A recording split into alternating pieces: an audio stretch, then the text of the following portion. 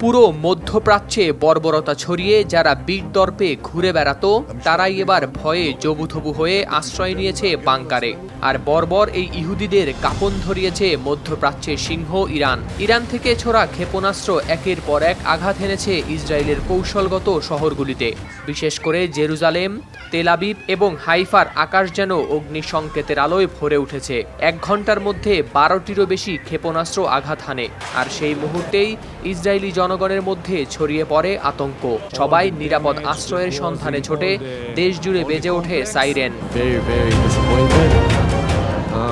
Israeli নিরাপত্তা মন্ত্রিসভার পরিস্থিতি তখন আরো জটিল। হামলার পরপরই তারা নিজেদের রক্ষা করতে বাধ্য হয় জরুরি বাংকারে লুকাতে। সামরিক সূত্রে জানা গেছে, ইসরায়েলি মন্ত্রিসভার ঊর্ধ্বতন কর্মকর্তারা বিশেষভাবে প্রস্তুত এই বাংকারে আশ্রয় নেন, যেখানে তারা পর্যালোচনা করেন নিরাপদ সামরিক পরিস্থিতি নিয়ে। সামাজিক যোগাযোগ মাধ্যমে ছড়িয়ে পড়া ছবিতে দেখা যায় ইরানের তাবরিজ, খাসান এবং তেহরানের উপকণ্ঠ থেকে ছোড়া ক্ষেপণাস্ত্রগুলো ইসরায়েলি আকাশ আলোকিত করে তোলে। ইরানের Islamic revolutionary guard corps IRGC জানায়, এই হামলা ছিল ইসরায়েলের সন্ত্রাসী কর্মকাণ্ডের প্রতিক্রিয়া।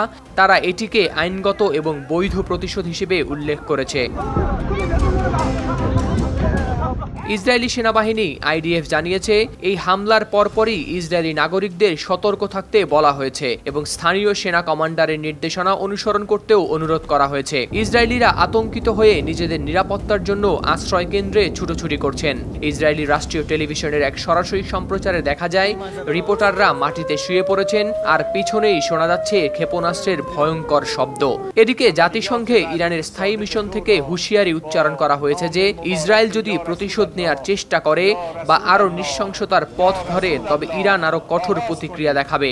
আঞ্চলিক রাষ্ট্রগুলো এবং ইসরায়েল সমর্থক দেশগুলোকে এই সংঘাত থেকে দূরে থাকারও আহ্বান জানিয়েছে ইরান। যুক্তরাষ্ট্রের পক্ষ থেকে আগেই সতর্ক করা হয়েছিল ইসরায়েলকে যে বড় ধরনের আঘাত আসতে পারে ইরান থেকে, কিন্তু সেই সতর্কতা সত্ত্বেও ইরান তাদের পরিকল্পনা অনুযায়ী ইসরায়েলের উপর আক্রমণ চালিয়েছে।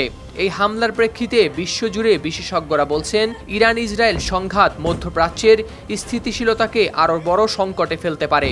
আঞ্চলিক উত্তেজনা যে কোনো সময় আরও বাড়তে পারে, যা ইসরায়েল এবং ইরানের মধ্যে আরও ভয়ঙ্কর সংঘর্ষের দিকে নিয়ে যেতে পারে। হাওলাদার শামীম, RTV।